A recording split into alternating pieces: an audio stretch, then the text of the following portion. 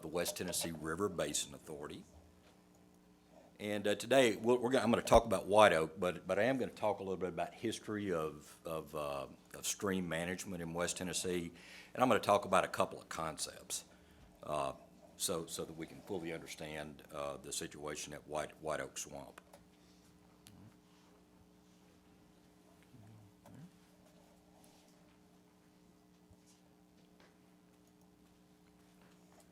All right, we're on the screen. All right, thank you.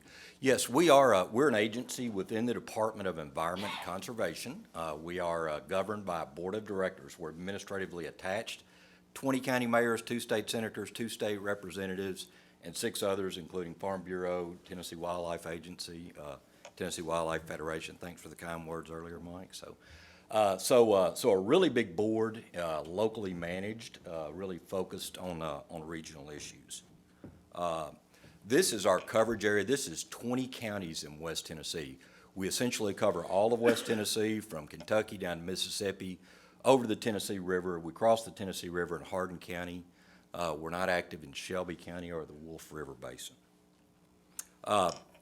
Just to talk about this just a little bit, this is a slide of ecoregions of West Tennessee, but if you look and you see the southeastern plains, and I'm going to really simplify this, that's a lot of sand, a lot of coarse-grained sediment. When you move further out to the west, you get into the lush plains, really silty clay, all very highly erosive soils. So when we get back and we talk about the history of West Tennessee, we look at the early settlement, pre-European settlement, when everything was forested, there weren't any issues. We came in, we really cleared up the land a lot, massive landscape changes. I heard Commissioner Cox talk about, did channelization cause this or cause that? It's a combination of landscape changes and some channelization, but whenever we had this scale of landscape change, the hydrology changed significantly, and these streams adjust to different rates and volumes of stormwater runoff. Just some pictures from West Tennessee in the early to mid 1900s, pretty bad erosion. A lot of sediment entered our streams during that time frame. I like to refer to it as legacy sediment. So it's in the system, it's there, we have to deal with it. It caused a lot of dysfunctional drainage in West Tennessee. Really, without a pointer, I can't really point this out. Bottom line is these are erosion rates in West Tennessee in the early to mid 1500s, very, very severe. With all these changes after we settled in 1910, this is a really interesting read. I'll get y'all a copy of it if you'd like. You sort of have to be a nerdy engineer and geologist, I guess, to enjoy it. But anyway, so the sediment filled up the streams. The streams became dysfunctional. At that point in time, the state of Tennessee passed drainage laws. And this dredge boat right here actually dug the Middle Fork Forkadere River, started up near Lexington and ended up in Humboldt, Tennessee 2 years later. So channelization really started to try to restore drainage to these dysfunctional systems. Another issue that was actually there, yellow fever, malaria, that type of thing, that was a big issue. So these were not engineered channels. They just surveyed, drew a straight line, went from point A to point B. So as you can see, the blue lines up there, those are channelized streams. And then you see my little red line that goes across there, AA prime. That's a cross section across the valley. So the channelized system was not necessarily, and rarely was it put in the lowest part of the valley. So we end up having particular issues where a lot of times, and certainly now, the bottom of the channel is actually higher than the floodplain. And we have these creeks and streams that come into it. It's dysfunctional. So you saw the early 1900s. This right here was in the 60s, 70s, Corps of Engineers, our predecessor agency, the Obion Forkadere Basin Authority. Water quality laws came into effect. This is a log jam on a creek. This is one of our amphibious track hose. We have 2 of these. We also use contractors. This is a large log jam on the North Fork Forkadere River, and we're actually removing this. In canals, it's like little levees on either side. They're not officially levees because they're not designed to a standard. They're spoil piles. When you go straight down a channel and trees fall in, debris gets in there, it has no way to exit the channel. So we have to manage our streams in West Tennessee. One of our primary roles, environmentally sensitive stream maintenance. So here's some pictures, of during and shortly thereafter. Now I'm going to sort of kind of shift to white oak a little bit.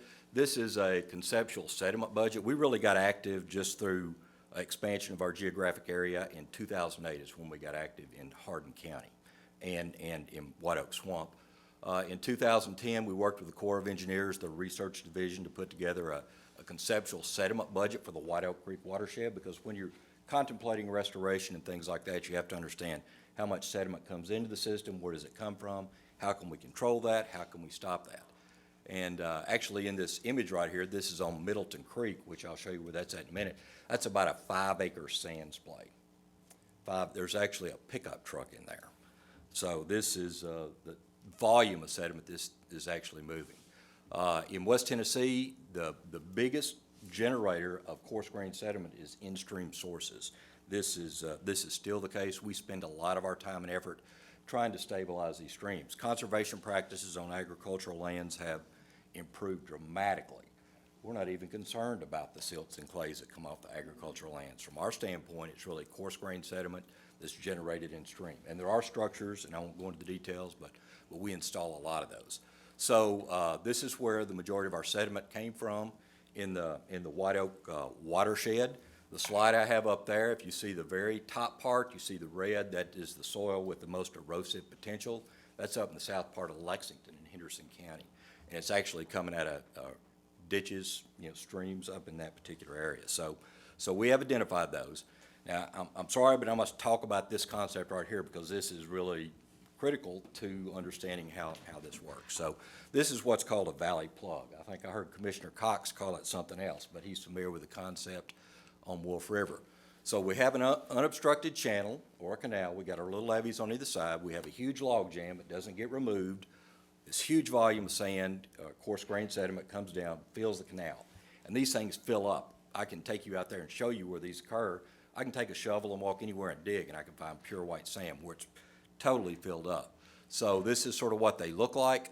Over time, the sediment goes out into the floodplain. There's locations where we've got 4 or 5 feet of sediment deposited in floodplain. If you dig down enough, you can find these beautiful old, well, they were once beautiful old oak trees. They're dead stumps now, but they're under 4 feet of sediment.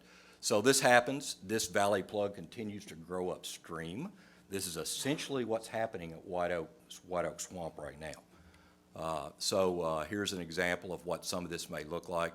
You see the ag field in the lower right corner. That ag field is about 3 feet below the floodplain out there. It's levied off. It's 3 feet below the floodplain because it's filled up with sediment. So I'll move on. So we're back to White Oak, and this is essentially what we've got. This is really a huge area. It's 5,000 acres, about 8 square miles, about 4.5 to 5 miles in length as you go through this particular area. And here's just some aerial images of this. I'm not going to go back through I'll quickly go back through the stream names. Upper left, Middleton Creek. Next is Hurricane Creek. They both flow into White Oak Canal, which is the one running through the middle of the property, and then Mud Creek comes in from the bottom. Some aerial imagery.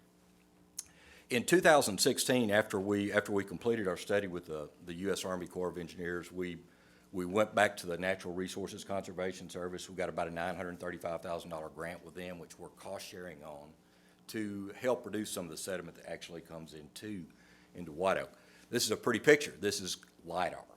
Last year, we went out and flew the site and collected LIDAR. It's light detection and ranging, just millions of lasers that go out and give us topographic feedback. So we have very, very much detail, and we can see a lot of things here. If we had to pay a surveyor to go out there and survey this place, no telling how much money that would cost. And a lot of them won't do it because there's a lot of cottonmouths out there. So when I start to piece this together, when I look at the top, you see my arrows at the top. You got big sand on the upper left, a lot of volume of sand coming out of the White Oak, a huge volume of sand coming out of Middleton Creek, a lesser volume of sand coming out of Hurricane Creek as it goes into White Oak Canal. Mud Creek, named Mud, no sand, very, very low volume of sediment, so that's strategic for us when we start to contemplate things. I put this picture in here. This is LIDAR just with a little different look, and you can actually pick up the beaver dams. Those are the little black lines that you see up there are beaver dams, and then you see the canal. You see that lighter color. You see the levees, the spoil piles on it that are breached. So it's elevated in the particular bottom. So just quickly looking at this, if you look at the red line, upper left-hand corner goes through one of my big sand arrows. This comes in on White Oak Canal. So this is a cross-section through the earth utilizing our LiDAR to describe this. You see the canal right in the middle, and then you see that we have this sediment wave that's sort of kind of moving away from that canal as it tries to redistribute itself. So we have these lower areas on the edge, and just sort of kind of give you a feel of what this looks like in this area. I went through here in a kayak about, I guess it was about a month ago. I took a change of clothes and a lot of food just in case we had to spend the night. It's about a 9-mile trip, and you just never know if you're going to make it. So, but this is sort of kind of in context about where you are on White Oak Canal around that cross section. This is a very large beaver dam. By the way, our amphibious track hose down there a few weeks out of the year. We probably spend $50,000 to $100,000 a year doing amphibious track hoe work in White Oak Swamp, working with TWRA. So now I've got another line up here. You see my little red line at the top coming in on Middleton Creek. Sort of give you a feel for this. Again, large sand supply, and you see a cross section through that valley from Middleton Creek. It's really spilling out to one side. This is sort of the area where this is at. This is a historic preserved meander that is far enough away from the sediment source that it hasn't been filled in, so you can actually see it. Another cross section right here, and this goes across the entire valley. It crosses Hurricane Creek, White Oak, and Mud Creek Canal. And this is what this looks like in here. It was named White Oak Swamp because there used to be a lot of white oak in there. This is all dead and dying timber. This is one of the issues that we, in conjunction with TWRA, have to deal with because these trees die, they fall in, they block the channels, so it's a fairly heavy maintenance area. So, but when you look across here, you see White Oak Canal is sort of kind of way up in the air right there. It's way above the bottom of the floodplain. Hurricane Creek, same thing. White Oak has already accepted the sediment from Middleton, so you see this elevated part of the valley where this huge sediment wave is moving through. Mud Creek, a clean creek, there's not a lot of sediment on that side of the valley.